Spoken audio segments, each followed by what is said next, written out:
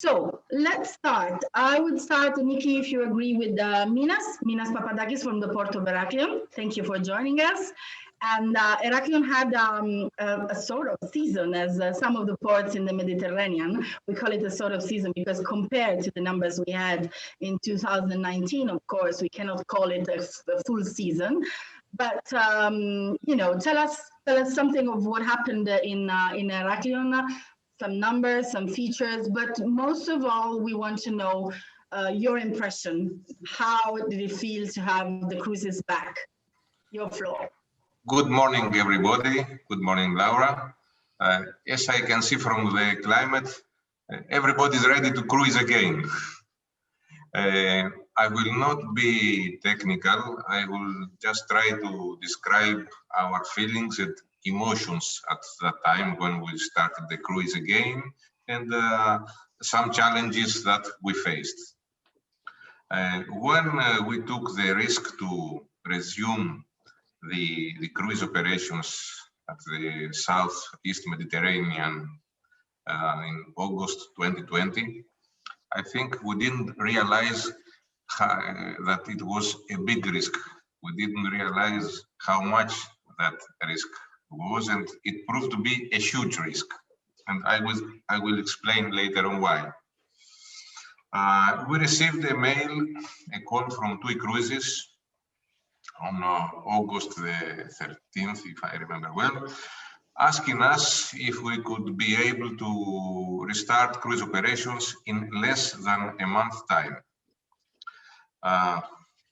Yes, I am a risky type of guy, and I like to see opportunities, not threats, in my life. I had a quick meeting with colleagues, and we decided to accept the challenge and promised each other to do whatever it takes to be on time to our appointment with TUI Cruises. I took full responsibility to find all the financial resources, and I mention this because at the time where the port revenues have collapsed, it is not that obvious that you will find the financial resources, and all the other colleagues assured me that they will do all the technicals to be on time. Bear in mind that in August, it is a time of vacation all over the world and in the south of Europe, so it's not that easy to find people to cooperate with and do the things on time. So we had to face that challenge as well. But I think the basic issue that we had to face was the fear of people. You know, when people face the unknown, fear prevails. And when fear prevails, people do not make rational decisions, and you listen to some crazy arguments that you have to cope with. So there was a big issue that with the local community that was divided in two parts. The first part were the people that were working in the tourist industry, the entrepreneurs, the businessmen that wanted the restart. They are waiting for the restart of tourism and of the cruise operations as well. The other part were the more, say, the older people, the more conservative people, and these people had the view that a cruise passenger was more or less like a moving bomb, walking in the city and threatening their health. So we had to counterbalance these two parts of the community. I had a quick phone call with the mayor of Heraklion and with the head of the health authorities. They both were very, very supportive and they helped a lot. So we decided to proceed and to go on. We had a very close cooperation with TUI and the team of TUI. And you know, they are Germans, so they are very exact in what they demand from you. So you have to deliver exactly what they are demanding for. The Greek government was, say, a bit late in giving their permission to restart the cruise operation. Actually, the Greece opened its borders early July, and we only had the permission to restart the cruise early August. And we didn't have the exact protocols until mid-August, especially for the ports. So we started to get everything done, and on the 13th of September, we welcomed the first ship, Mein Schiff 6, at the port of Heraklion. The CEO of TUI Cruises was on board, and she invited us. We had lunch together, and she showed us how everything was working on the ship. So I was actually, I believe that everything could go okay. It was the time of success, of big success. And actually, the first trip, the first cruise started from Heraklion, then Piraeus, Corfu. It lasted a week and then back to Heraklion, from Sunday to Sunday. The first cruise, everything okay. Big success, you know, the media. If we had elections and I was to be elected for a member of parliament or for a local mayor, I would have many, many chances to win the elections. The second trip was okay. So I became very confident and I left for Salonika for business concerning the port. When it was the end of September, my phone rang. It was Kyriaki, the head of operations, telling me, do you want to listen first to the good news or to the bad news? As a personality, I prefer to get rid of the bad news. So I asked her to tell me the bad news first. And she told me that we had 12 members of the crew that were found positive at a rapid test that took place the previous day on Sunday.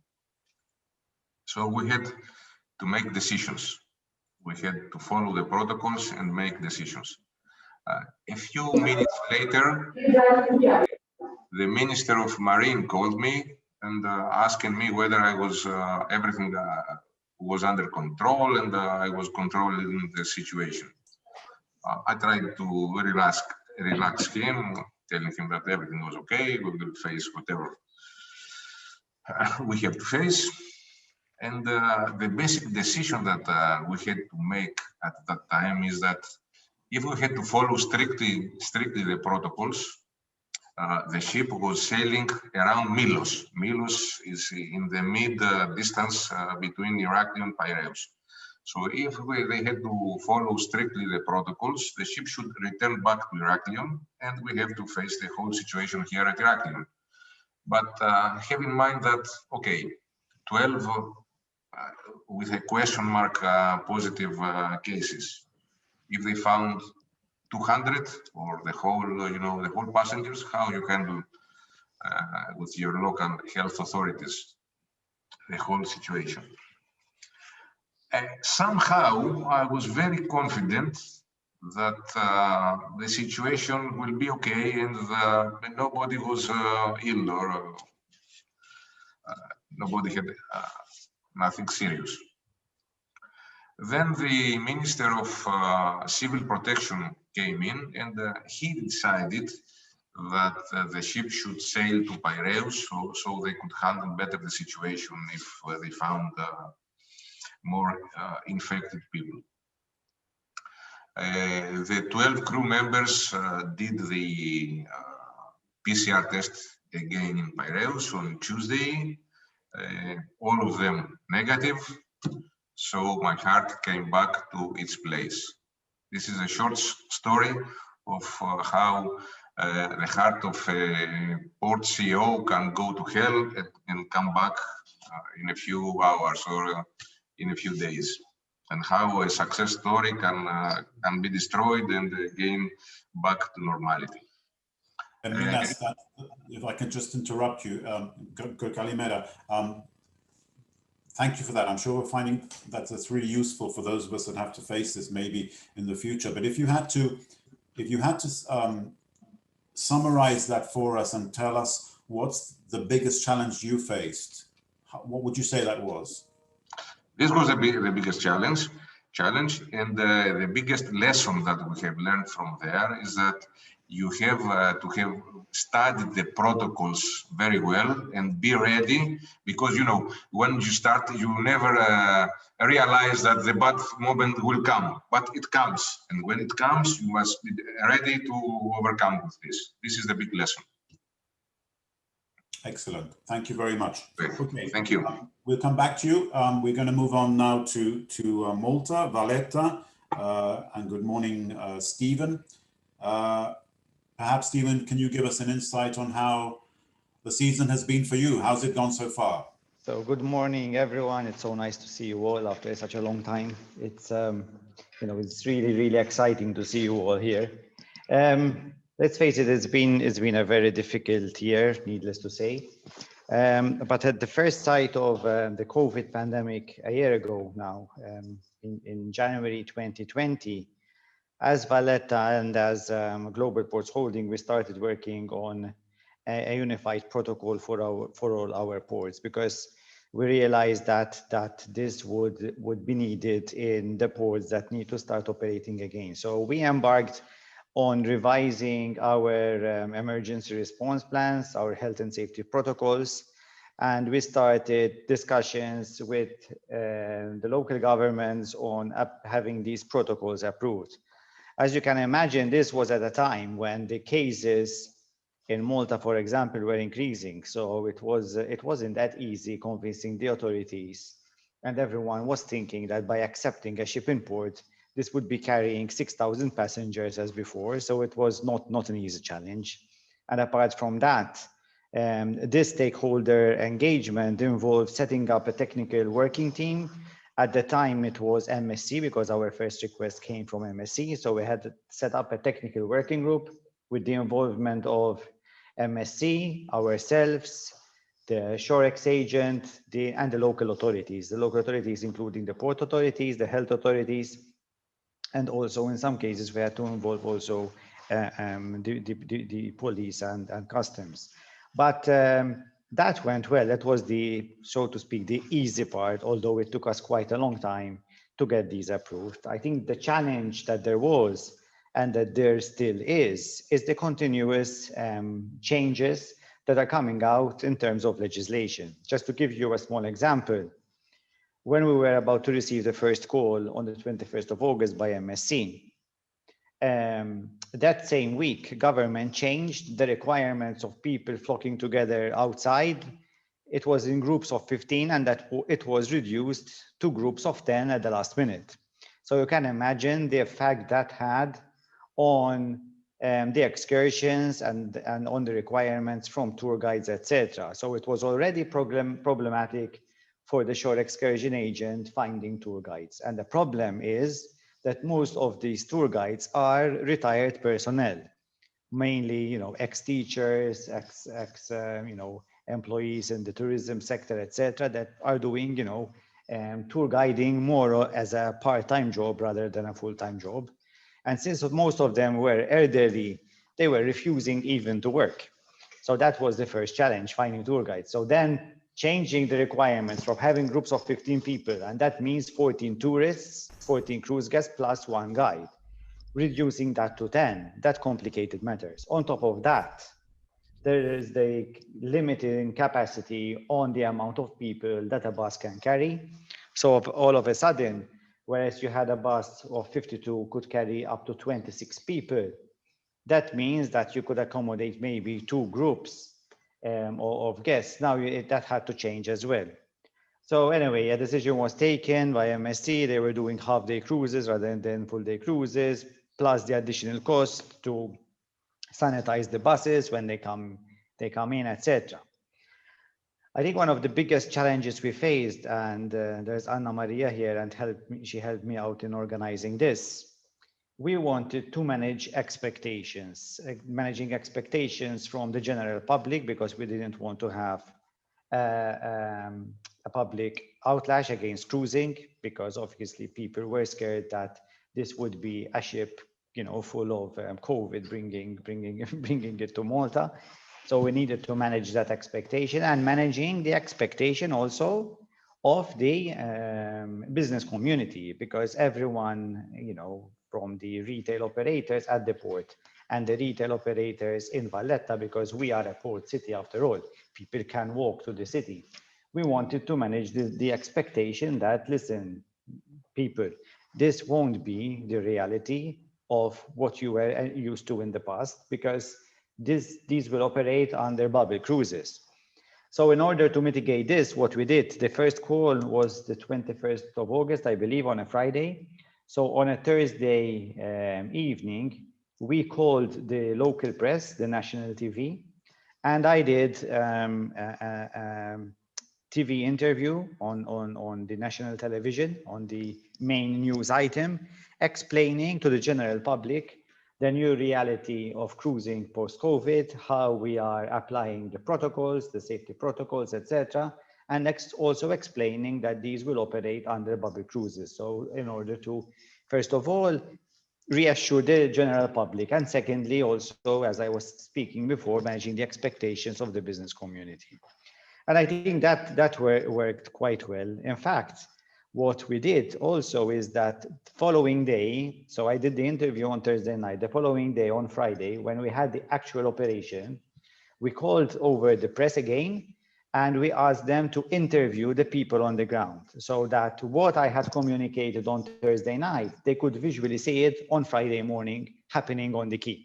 So we're saying that, listen, people, the guests from the ship are coming down in groups of 15 in order to board the buses or whatever, that the buses are being sanitized. So they were interviewing the bus drivers, they were interviewing the tour guides, they were interviewing the people themselves. So that way we said, listen, we told you this will happen on Thursday night, and this is what's happening actually on the ground on Friday. And I think that worked wonders, because we didn't have any backlash. People accepted cruising back in Malta. And since then, we haven't looked back. Of course, we've been welcoming one cruise call a week. There was a small interruption because of the measures that the Italian government undertook in January, that there was the lockdown. And now we are welcoming back again from last week MSC on a weekly itinerary. Of course, just Stephen, sorry to interrupt. Let me ask you one thing, because I'm really interested in that. How did Valletta city react? And not only because we've been visiting Malta during our assembly, and you have small town centers, ancient. So how did the people living there react to see, of course, smaller groups, but did you have any issue with the citizenships that these press release or press conference solved it all? No, no, in fact, I did mention, no, there was no backlash. The business community was disappointed that they're not happy. They're disappointed that they're not getting any custom, because there are no independent guests touring the city anymore. It's only guests with in a controlled bubble. And what they were doing, the cruise lines as well, if they're taking them to the old capital city of Mdina on a tour, they have selected outlets where they take them. And they were also bringing the salespeople from those outlets to the port before, because this is something I didn't mention, to do the tests. Because that was something that was happening as well, Laura, that before the tour commences, they were calling the bus drivers and the tour guides 2 hours before the commencement of the tour, so that all bus drivers, all tour guides, and the retail personnel at the shops where they take them, they were having their test being done by the ship itself. So that's why it's quite a controlled environment. And I think for the time being, this is something that we have to get used to, especially in the beginning, and the numbers are still manageable. And I think it's very important for those ports that are going to welcome, cruising back. I think they should manage that expectation with the community, especially with those people, with those service providers that depend on cruising. So I think that's very important to mitigate this. Thank you, Stephen. Yes, of course, it is very important. And these days we are hearing from several cruise companies that they will oblige the customers or the crew or both to be tested or maybe also vaccinated before starting the crew. And that is an issue that we might be able to discuss in the future morning coffees. So to see everything is changing and we have to adapt it, as you well said. So so now, Malcolm, are you there?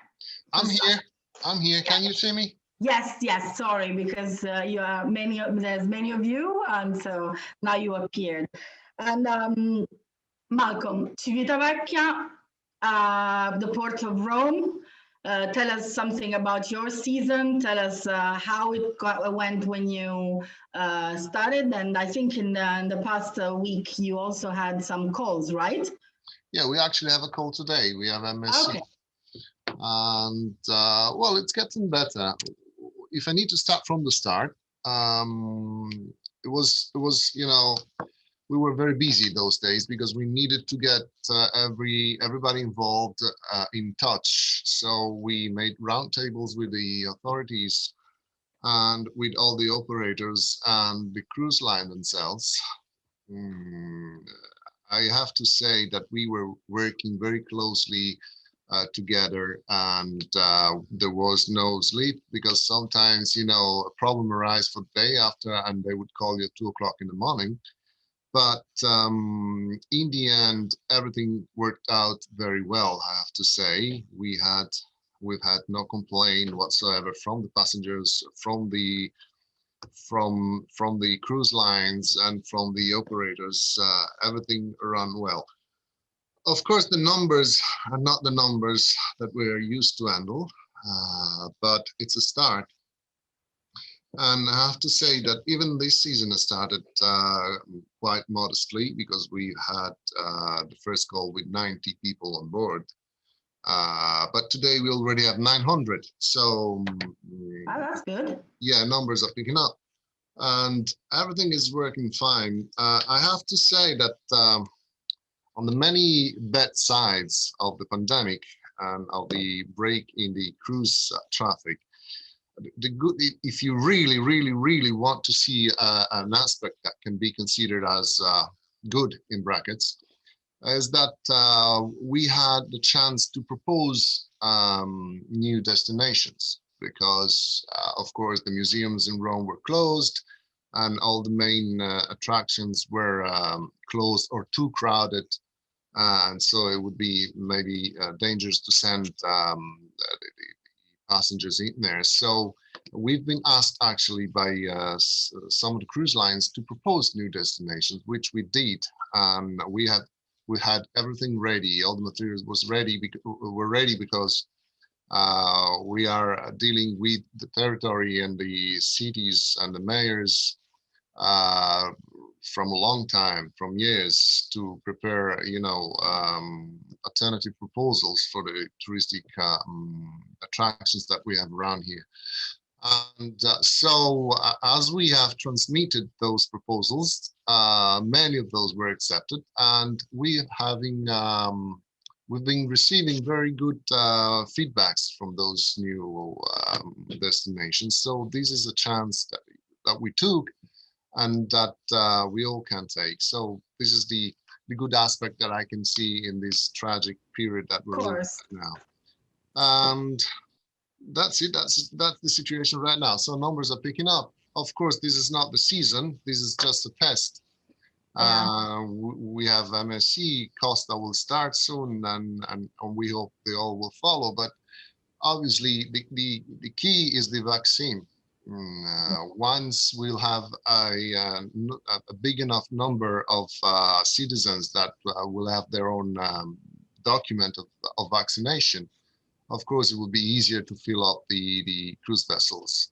And I don't know, actually, I would like to use this stage to ask a question to everybody, because I've been hearing rumors of companies that are already planning to have this request before boarding, request of Yes. vaccination. I don't know if you have any answer about that.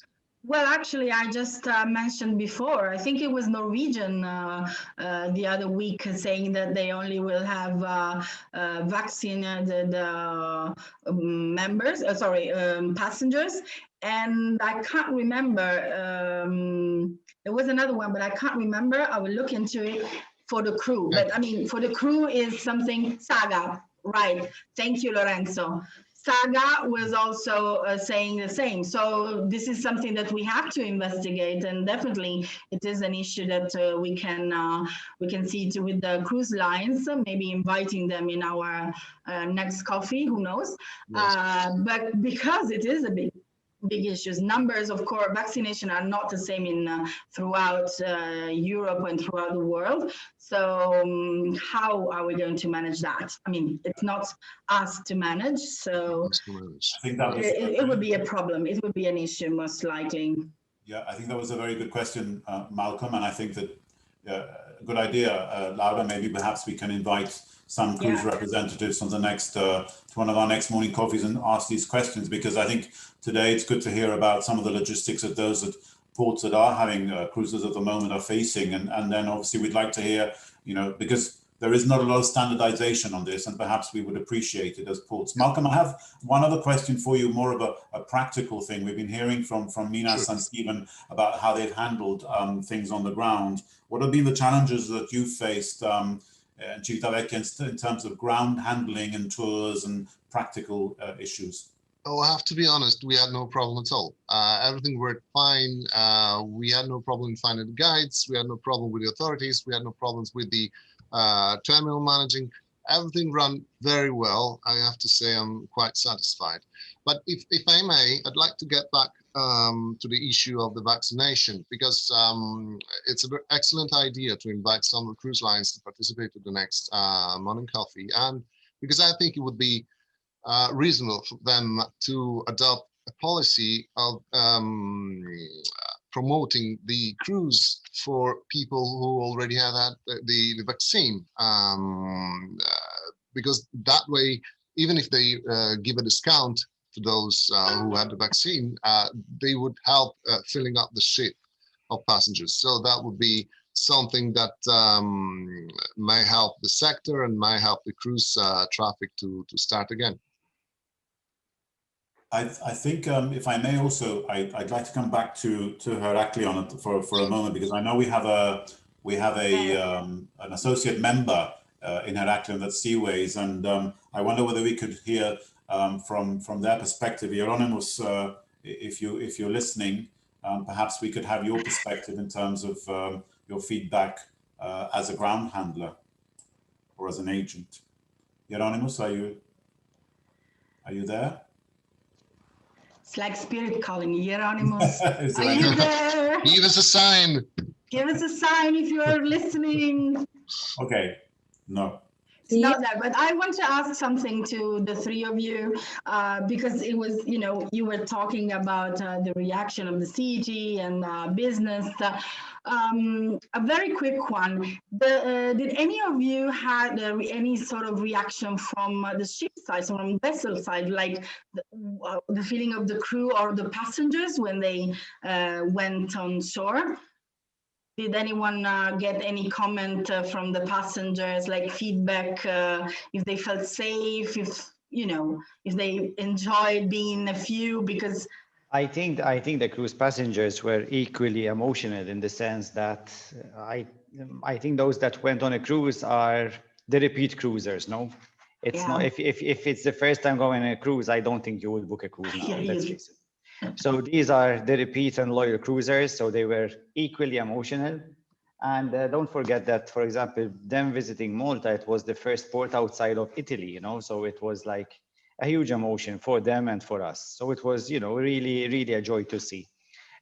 With your permission, if I may, and I'd like to go back a second on the challenges faced. I think one of the biggest challenges that ports are facing is the lack of consistency or in the protocols from the cruise lines. They all have their different protocols, and although they might not differ essentially a lot, but even the minute details is a headache for the health authorities, because you're trying to get something approved at a time where the health authorities are overwhelmed with bigger problems. So getting one protocol approved was difficult enough. So now if I had to go back, and I already went back with a number of other protocols to which I didn't receive a feedback. And this is challenging, even if it's, just for the temperature checks. One cruise line saying, you have to have, this temperature, other one is 0.5 difference. It's marginal, but it still needs approval. And I think as an association, which should push with CLIA and with the cruise lines in order for them to come up with a unified and harmonious protocol, because that would facilitate the work at the ports. Especially, like I said, I'm going to repeat myself here. The health authorities are overwhelmed with work. That's why we're in this pandemic. That's why we're in this situation. Can I say something afterwards about that? Sure.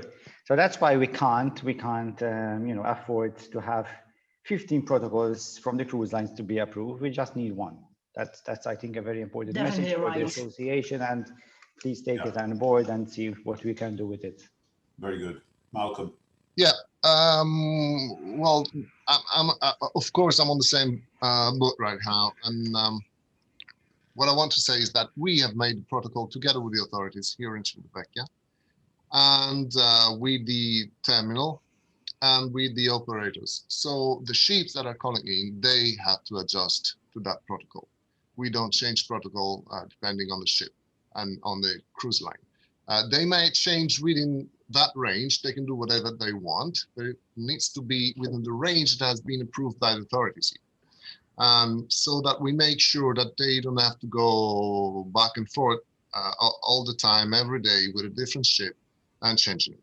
Also, CLIA has, I have to say that the protocol that CLIA has issued and presented officially last year in Washington is 95% the same protocol that we have approved here, which I think it was actually the first protocol that was approved for embarking and disembarking and transit on a cruise ship.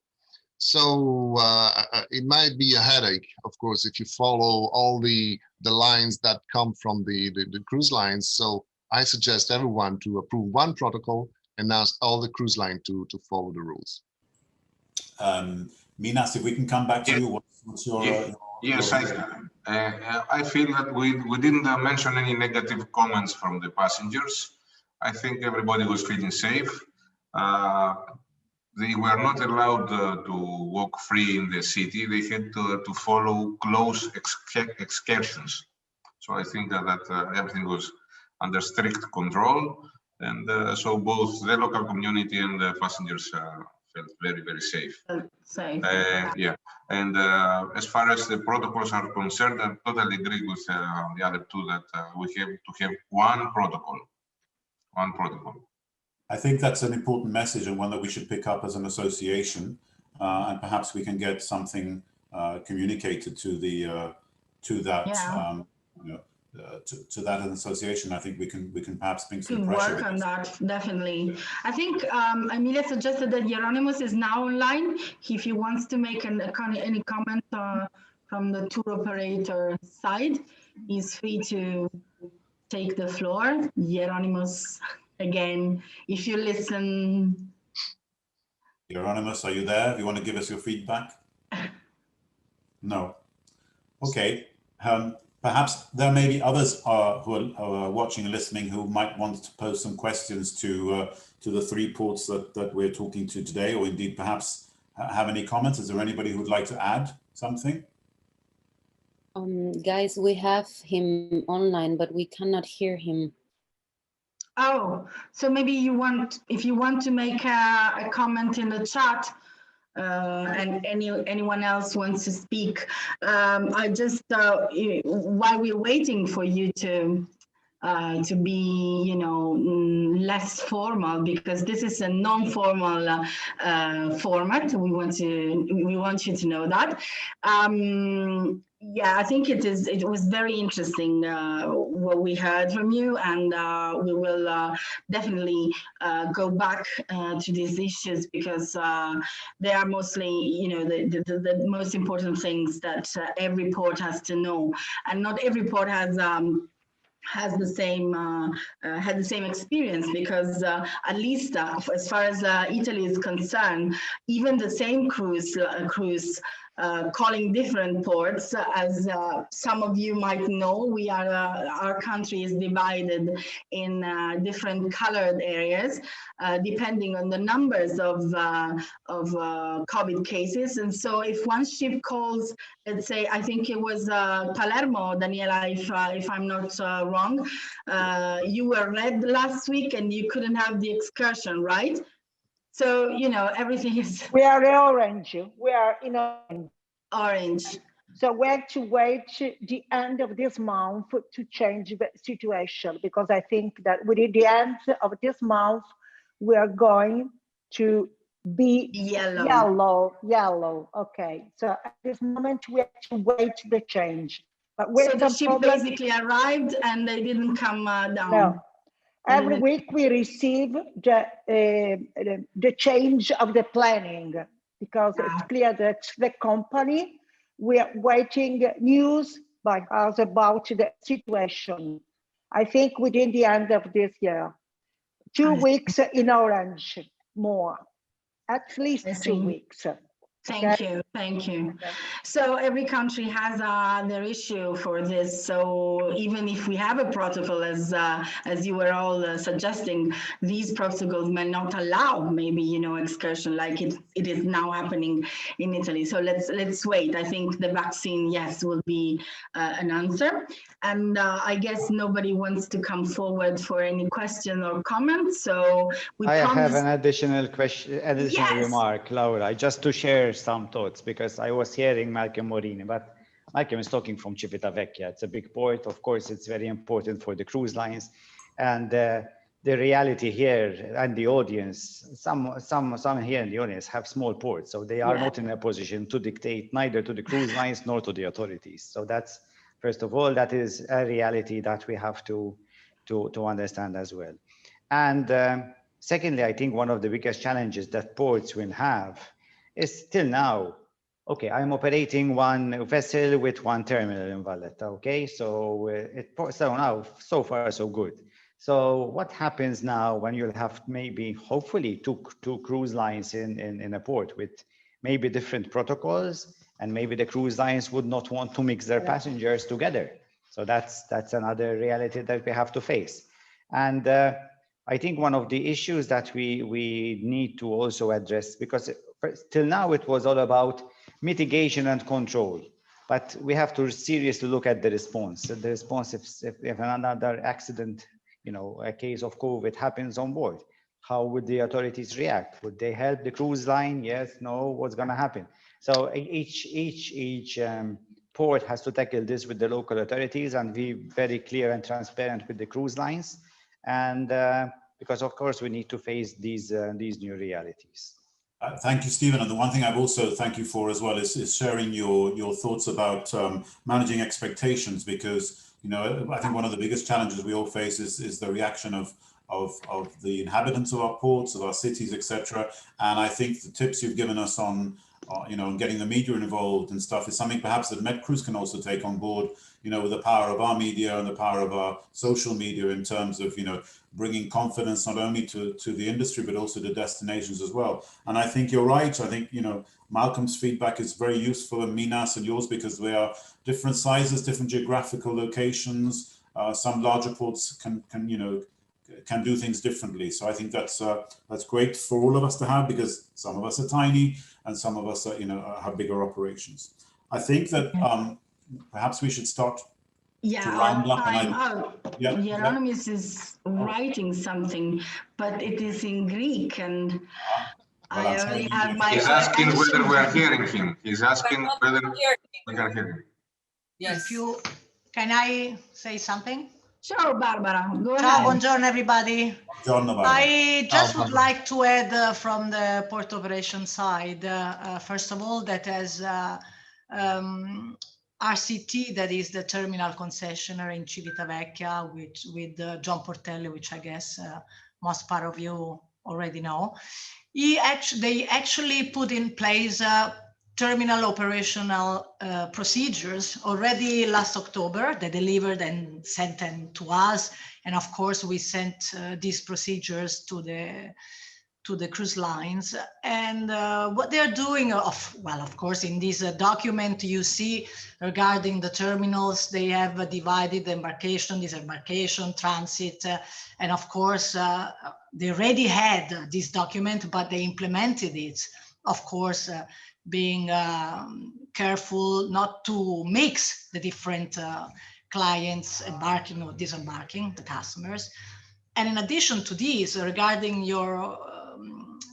the fact that all the cruise lines are asking to the port agents, what we are actually receiving now is not a guideline from the company. Okay, that's put in place for them when people embark, for selling the cruises and so on. But they refer to us, of course, asking how it works in our ports. Regarding Civitavecchia, for instance, they want to know what happens if a crew member gets COVID, if a passenger has COVID, which is the closest hospital, which is the closest hotel that accepts, and what happens, what we do with the health authorities and so on. So what we are doing, apart from the procedures we have in normal time, for normal embarkation and disembarkation, we are receiving them from all of the cruise lines as they start thinking to resume. Okay, CIMAR is working 90% with US companies. So for us, it's a little bit more difficult. It's more on paper than in, I tell you, for the moment, we have, okay, the most part of the companies we work with, and we work with the Carnival Cruise Line, for instance, they have canceled the entire season. First the vessel and then the second vessel out. They're not coming to Europe at all. We work with the Holland America group, that is Holland and Princess and Seabourn, and they have canceled so far, for now, until the middle of May. We work with Windsor Cruises that have canceled until the first days of May as well. And okay, they are talking to us, they are asking us which is the procedure, how do we do this or that. But guys, I don't think at least the US citizens are coming for middle of May or June. I have to let you, well, I hope I'm wrong, of course. We all hope you're wrong. I hope I'm wrong, but if I have to think, I fear, okay, if I want to be positive, the best is they will resume a little bit in June. Middle negative, resume in September. But if I have to say my feeling and what I say, my pancia, that's what we say in Italian, I fear that it will go to 2022. Yes, but I'm afraid it's not only a belly feeling. I think, I mean, if you look at the situation in the States, situation, it is shifting. So people were saying that they will resume on, in 2021 first, then 2022. Now, most of the graphics that are shown in webinars and stuff are telling us that more likely it will be 2023 or 2024. Maybe we will have numbers back from 2019. And there was something that I wanted to add, because I think Abida was following that webinar with me as well. We make some comments. I think that from the US, there is also a preoccupation on the sites of the hospitals. Like they were saying, we were talking about destination, and one thing that I was, what? They say that destination will be probably chosen in the future also regarding the vicinity of a COVID hospital.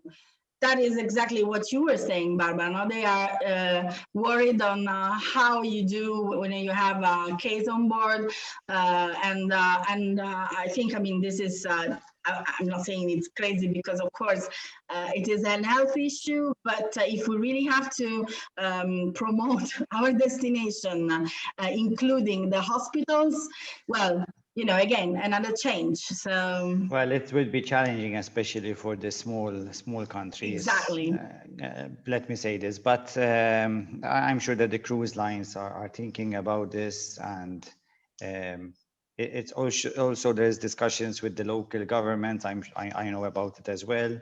It very much depends on the severity of the case on board. I don't think they would expect that if there's COVID on board, that each COVID sufferer will have to be treated at the local hospitals. But I think they want to ensure that if there's really someone who really needs emergency treatment, then the country, the port, whatever, can take him. And I think this situation is, we can't talk until this evening, and even once we're talking, I'm sure that things are evolving. So this is a continuous change. It's a learning curve for all of us.